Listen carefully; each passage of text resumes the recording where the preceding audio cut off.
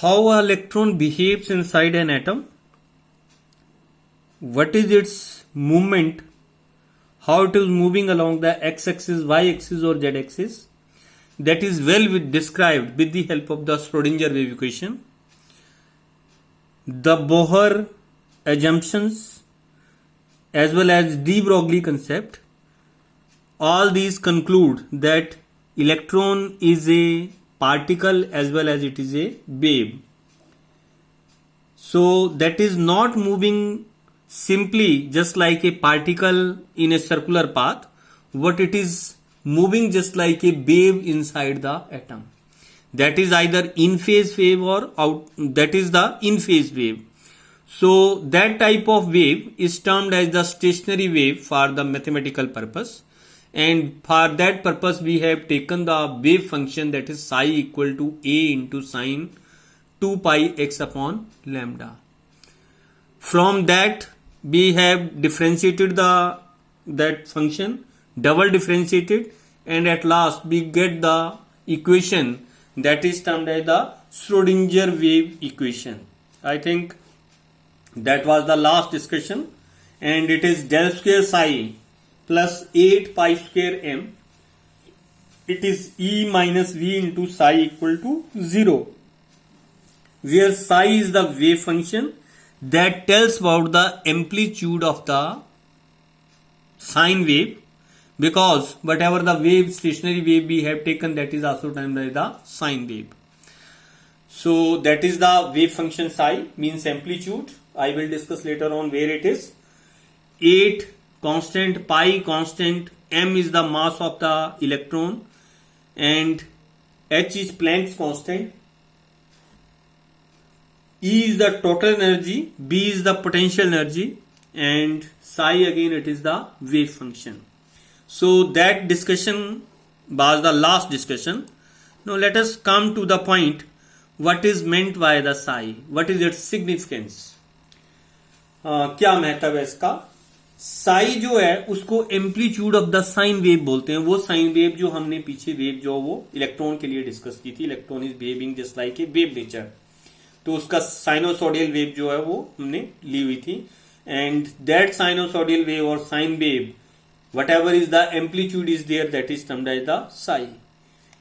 In case of light, amplitude का square जो है उसको बोलते हैं intensity of the light.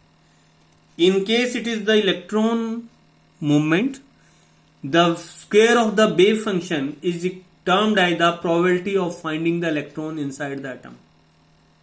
Psi square is termed as probability of finding the electron inside the atom. Probability of what? Probability of finding the electron. Instead, it is not a probability, but it is a probability density. What means probability density? Probability density को ज्यादा confuse नहीं करना आपने.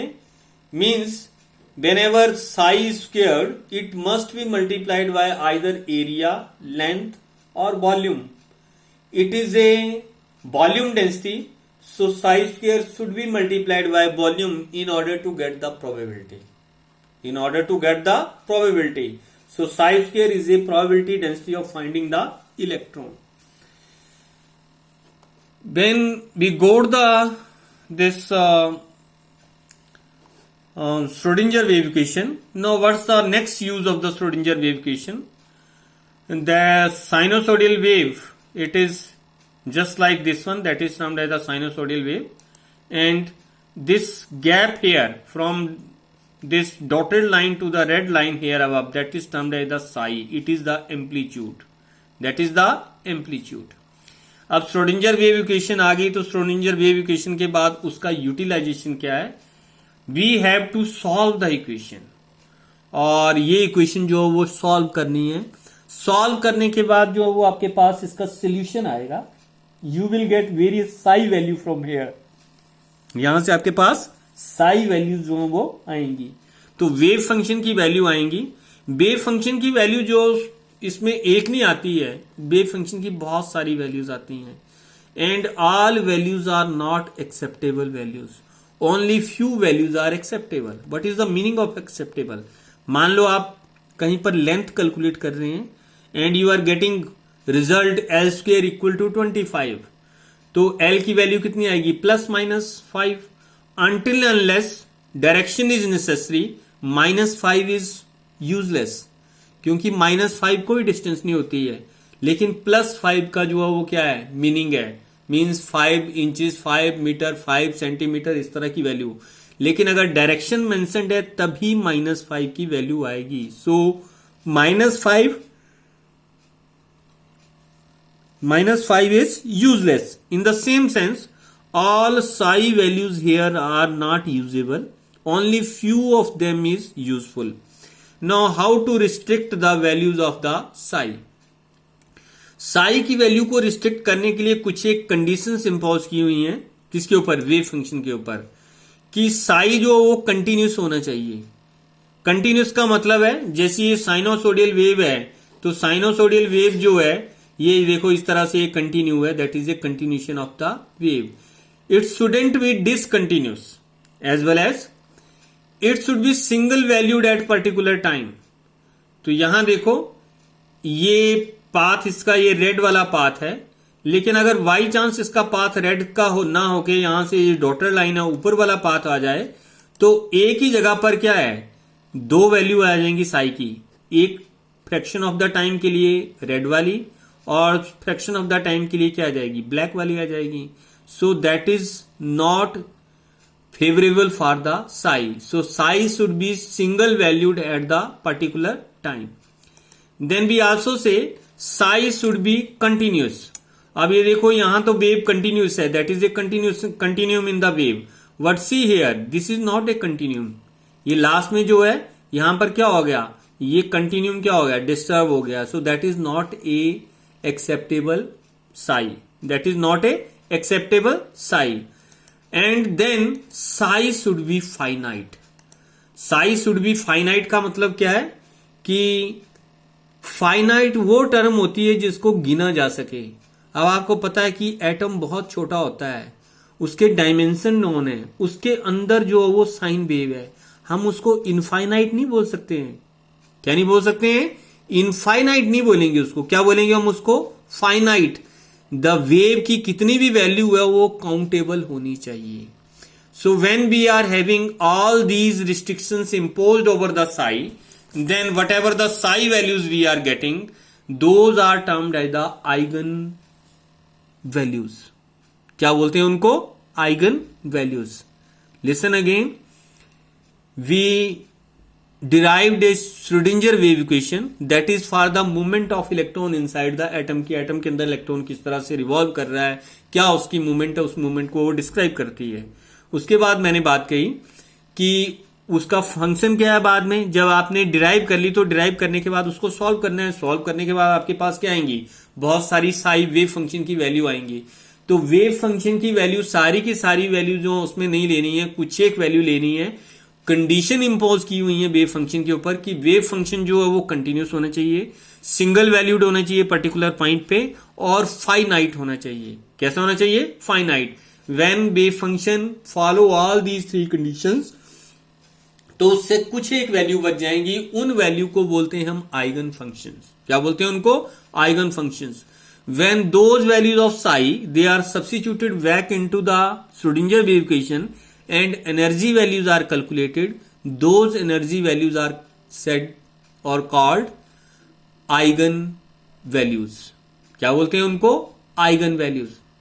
पहले मैंने eigen function define किया कि इन condition को इंपोज करने के बाद जो साई की वैल्यू बच जाएंगी, those values are termed as the eigen functions. फिर उन आइगन फंक्शंस को हमने सब्स्टिट्यूट किया श्रोडिंगर वेव इक्वेशन में, उसके बाद उसको दोबारा सॉल्व किया तो ई वैल्यूज आई, एनर्जी वैल्यूज। जो एनर्जी वैल्यूज आएंगी उसको हम क्या बोलेंगे, आइगन वैल्यूज। क्या बोलते हैं उनको, eigen values. Now the next topic, it is normalization and the orthogonality. What is this? Normalization का मतलब है कि जितना भी प्रोबेबिलिटीज है इलेक्ट्रॉन्स की, अगर पूरे स्पेस में उसको सम अप किया जाए तो टोटल प्रोबेबिलिटी की वैल्यू कितनी होनी चाहिए, 1 होनी चाहिए। That is A mathematics. Total probability कितनी होती है, 100%। कितने चांस हैं जी, 100% चांसेस है। 100% चांसेस का मतलब कि जितनी भी प्रोबेबिलिटीज थी सारी उसमें इंक्लूड हो गई हैं। तो प्रोबेबिलिटी की वैल्यू कितनी होगी? मैक्सिमम वैल्यू होती है यूनिटी 1। कितनी होती है? 1। 50% तो हाफ हो गई, 1/4 हो गई तो 25 हो गई, वो 1/3 है तो 33% प्रोबेबिलिटी है।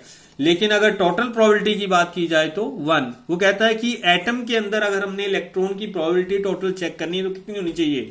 1 के इक्वल होनी चाहिए। So see here, when psi square is multiplied by volume factor, so that is the probability density. मैंने कहा ये वॉल्यूम डेंसिटी है, so multiplied by X into Y into Z, तीनों यूनिट मल्टीप्लाई किए हैं, length breadth into height, dx dy into dz.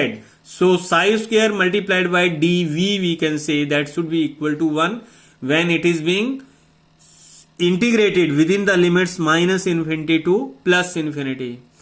अगर तो Sai real value है तब तो उसको स्क्वेयर अप किया जा सकता है, लेकिन अगर साई कम्प्लेक्स वैल्यू है, complex means a plus iota v वाली, psi is imaginary you can say, then a plus iota v वाला है तो उसका कंप्लेक्स कंजुगेट यूज करते हैं, that is why it is psi into psi star और psi dash, that means psi into complex conjugate of psi dx dy dz, that is equal to 1 if psi is imaginary.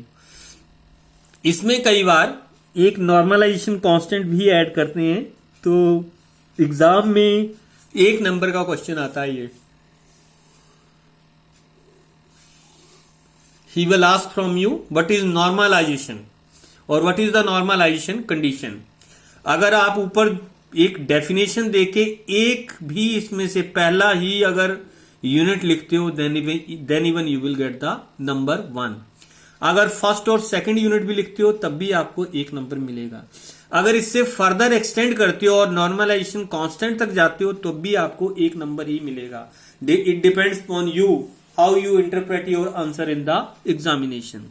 Normalisation conditions वैसे जो है वो extended portion है इसका, कि wave function को आपने नॉर्मलाइज करना है तो उसके लिए कांस्टेंट ऐड करते हो साई के साथ n, और इसके कंप्लेक्स कंजुगेट या स्क्वायर करोगे तो n स्क्वायर हो जाएगा। तो n square is taken out because it is a constant here. उसको परली साइड ले जाओगे तो 1 डिवाइडेड बाय n स्क्वायर हो जाएगा ये, सो that is n rays power -2। यहां तक भी कैलकुलेट करते हो तो भी आपको इसमें क्या मिलेगा? 1 ही नंबर मिलेगा। तो मेरी तो हिदायत ये है आपको कि एग्जाम में आए तो आप पहली डेफिनेशन और दूसरा psi square into d x into d y into d z integrated from -minus infinity to +plus infinity, that is equal to 1, that is the sufficient answer for the normalization. Then orthogonality is the another condition. What is that? It says whenever two wave functions are there then they cannot be similar। वो दोनों क्या है? Same नहीं होने चाहिए। तो उसके लिए एक मैथमेटिकल कंडीशंस है that psi1 and psi2 if there are two wave functions then their multiplication of these two, psi1 into psi2, that is product of these two, when integrated over the whole space it must be equal to 0। reason being psi1 is independent of psi2 and psi2 is independent of psi1। तो दोनों आपस में क्या करेंगे? Differ करेंगे। तो कोई भी दो वेव फंक्शन जो वो एक तरह के नहीं हो सकते हैं, that is the orthogonality condition. Then next one is the solving the Schrodinger wave equation. How to solve the Schrodinger wave equation? Schrodinger wave equation जब हमने सॉल्व करनी है तो श्रोडिंगर वेव इक्वेशन को जो है वो कार्टेशियन कोऑर्डिनेट्स में जो है वो सॉल्व नहीं किया जा सकता है। For that we have to use the spherical polar coordinates. क्या यूज करने पड़ेंगे उसमें? Spherical polar coordinates. जो श्रोडिंगर वेव इक्वेशन है that wave equation can be converted into spherical polar coordinates. R, theta और फाई जो है वो स्फेरिकल पोलर कोऑर्डिनेट्स होते हैं, आर, थीटा एंड फाई। तो यहां पर जो है वो इलेक्ट्रॉन को मैंने पी पॉइंट पे शो किया है, it is at the point P, x, y and z point are this. तो इन पॉइंट्स पे जो है वो इसको मैंने शो किया हुआ है। The distance from the centre it is r units. Distance कितनी है? आर यूनिट है सेंटर से, और the distance from the center is r unit। so electron is posed at this position So it is the point P, X, Y and Z. It is from the center, the distance is R units here, and spherical polar coordinates are R, theta and phi. तो spherical polar coordinate क्या है, ये यहां centre से लेके इस point तक direct distance जो है वो आर यूनिट है, और ये जो डिस्टेंस है जो मैंने यहां से लाइन ज्वाइन की है, ये लाइन जेड एक्सिस के साथ कितना एंगल बनाती है उसको हम फाई एंगल बोलते हैं. अगर इस लाइन की प्रोजेक्शन देखी जाए एक्स वाई प्लेन में, that is the x y plane, इस एक्स वाई प्लेन में उसकी प्रोजेक्शन देखी जाए तो वो प्रोजेक्शन जो है वो एक्स एक्सिस के साथ कितना एंगल बना रही है उसको क्या बोलते हैं, theta. So we are having 3 variables here, r, theta and phi. R is the it is direct distance from the nucleus, और यू कैन से न्यूक्लियस से बोल लीजिए इलेक्ट्रॉन के डिस्टेंस, या फिर जो है इस पॉइंट से लेके यहां ओरिजिन से लेके इस पॉइंट तक जो डिस्टेंस है that is the r unit. और ये जो लाइन है वो जेड एक्सिस के साथ जो एंगल बना रही है उसको जेनिथ एंगल बोलते हैं, दैट इज द फाई. और इस लाइन की प्रोजेक्शन छाया एक्स वाई प्लेन में जो बन रही है वो जो है वो एक्स एक्सिस के साथ जो एंगल बनाती है उसको थीटा बोलते हैं. और अगर जनरल सेंस में इसके कोऑर्डिनेट देखे जाएं तो एक्स वाई जेड हैं. एक्स वाई जेड को हम कार्टेशियन कोऑर्डिनेट्स बोलते हैं. क्या बोलते हैं, Cartesian coordinates. So how these are interrelated with each other. x is equal to r sin theta cos phi, y is equal to r sin